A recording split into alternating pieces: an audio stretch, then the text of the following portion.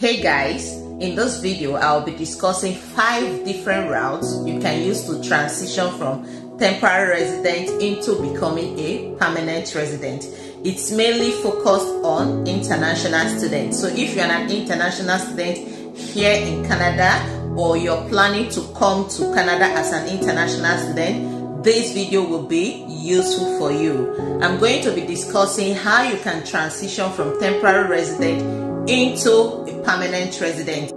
As you may already have known, studying in Canada means you are on a temporary resident visa. So for you to continue to remain here in Canada, you need to transition yourself into becoming a permanent resident, and that is why I'm making this video, in order for you guys to know the different routes you can use to transition from being a temporary resident into becoming a permanent resident. There are some people that come to my DM, they are almost done with their postgraduate work permit, like it's almost expiring 2 months to go. They are asking me how can they remain here in Canada. So some of them don't even know that they are supposed to move from temporary resident into becoming a permanent resident. So I'm going to discuss 5 different routes in which you can do that. Let's go. The number 1 route you can use is the popular one we all know, which is the express entry. So under the express entry, we have what we call Canadian Experience Class, or CEC. In order for you to qualify for this Canadian Experience Class, you need to have worked in Canada for at least 52 weeks, and your job should fall under tier 0, 1, 2, 3. This is where your postgraduate work permit is very, very important. And you need to choose a school that is postgraduate work permit eligible in order for you to work. So if you work and you have at least 52 weeks of your work experience that falls under tier 0, 1, 2, and 3, you are qualified. If your work experience falls under tier 0 and 1, you need a minimum band 7 in your IELTS. Or if your work experience falls under tier 2 or 3, you need band 5 for your IELTS in order for you to qualify. Also note that under the Canadian Experience Class, you don't need proof of fund. So once you meet up with the cutoff point that IRCC is inviting to apply for permanent residency, you can just be in the express entry pool, and IRCC will invite you to apply for a permanent resident. Number 2 under the express entry route is what we call the Federal Skilled Workers Program, or FSWP. Now, there are some international students that might be qualified for it and they don't even know it.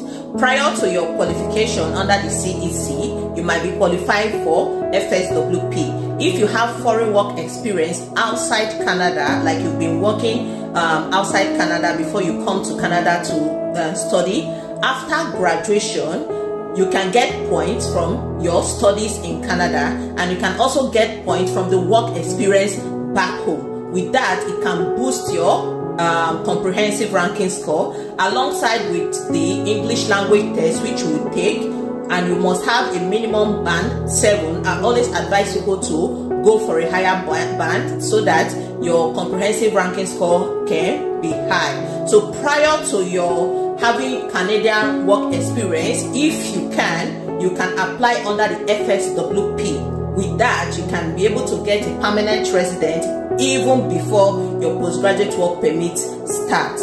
So this is another way you can transition from temporary resident into permanent resident. And note that under the FSWP, proof of fund is required. So you need to have a proof of fund in order for you to qualify for this program.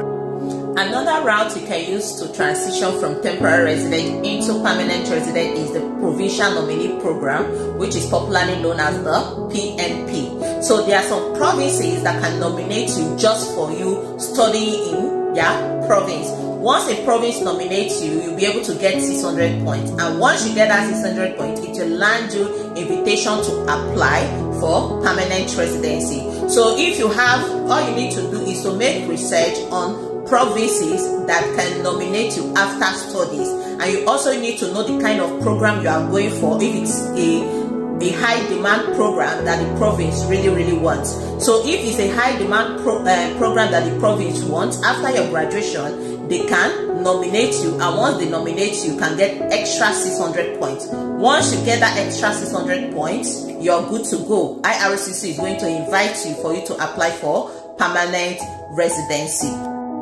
So another route is the Atlantic Immigration Program, which is popularly known as the AIP. So the government of Canada brought out this immigration program in order to assist the firms in the Atlantic region, such as New Brunswick, Newfoundland and Labrador, Nova Scotia, and Prince Edward Island. So the government of Canada have to make an agreement with this Atlantic province in order for them to attract people into the province, in order to boost the firms in the province.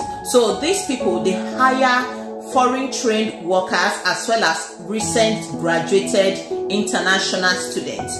So if you are an international student that wants to immigrate to become a permanent resident under the AIP, you can study in this province and you have a high chance of getting work, and then you can transition into becoming a permanent resident. So AIP is another option you can choose to migrate from temporary resident into becoming a permanent resident.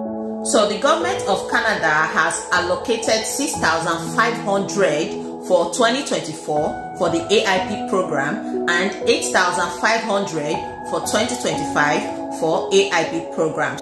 So if you're an international student that are coming to Canada, or you are already here, you can study in any of these Atlantic provinces, and you have a high chance of getting work experience, which can help you to transition into becoming a permanent resident.